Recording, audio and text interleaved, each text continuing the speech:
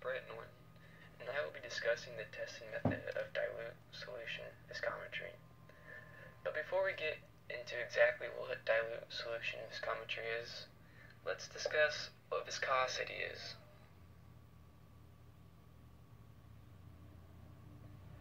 Viscosity is the resistance of flow due to internal friction when one layer of fluid is caused to move in relationship to another layer of fluid.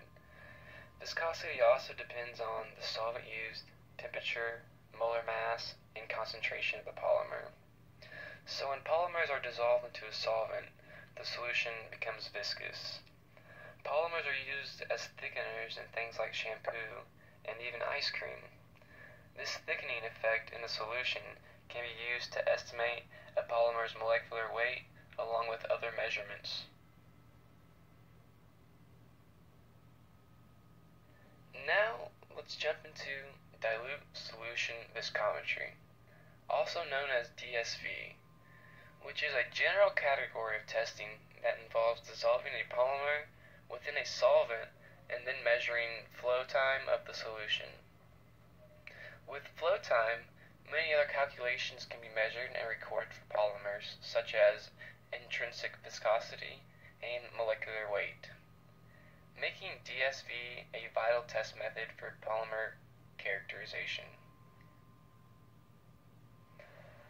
Let's jump into DSV testing, which uses viscometers. And a few common types of viscometers are U-tube, falling ball, vibrational, and rotational viscometers. There are many more, but these are just a few examples.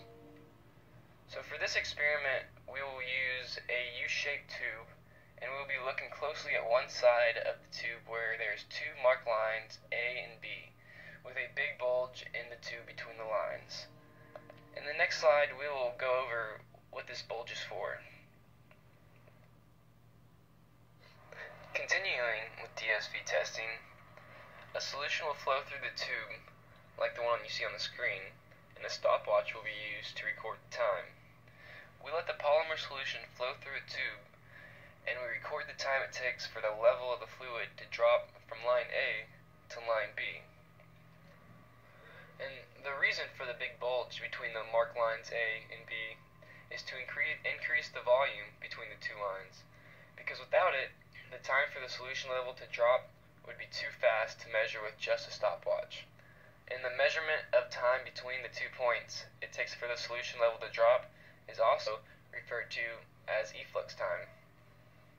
And let's get into efflux time. So efflux times are just the measurement of time between the 2 points it takes for the solution level to drop. And efflux times are recorded in each experiment for the polymer, solution, and solvent, and are measured at varying concentrations. From these measurements, relative, specific, reduced, and inherent viscosity can be determined. Once those measurements are determined, then we can find the intrinsic viscosity and the average molecular weight of a polymer. Now, let's get into calculations for these measurements. These equations will help find intrinsic viscosity and molecular weight. So the first equation we'll start off with is relative viscosity. And relative viscosity equals efflux time of the solution over the efflux time of our solvent.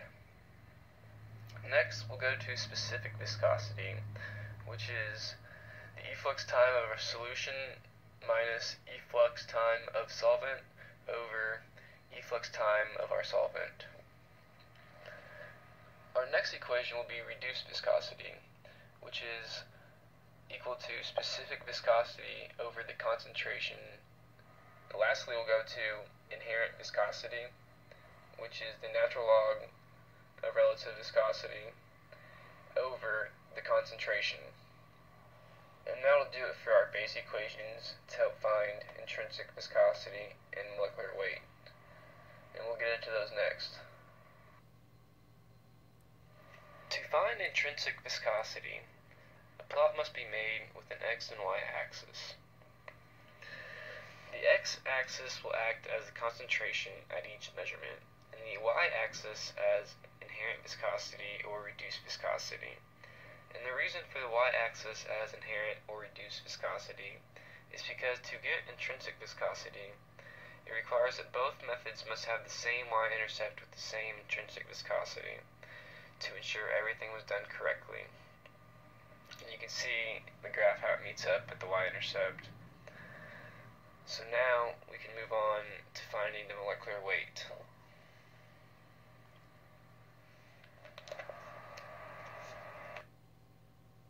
Now we can find molecular weight by using the Mark-Howing equation on the screen.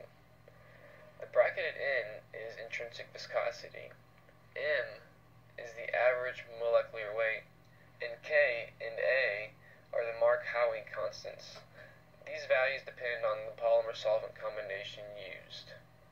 For every polymer-solvent combination, there is a specific set of Mark-Howing constants, and these constants are applied to calculations to get accurate measurement of molecular weight.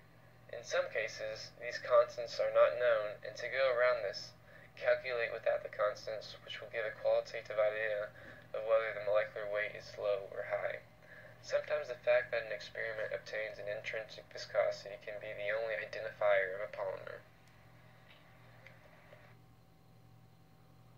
In conclusion, dilute solution viscometry testing is helpful in polymer characterization by providing many values, widely used such as molecular weight determination and various viscosity measurements. Thank you for listening, and have a great day. That's all, folks.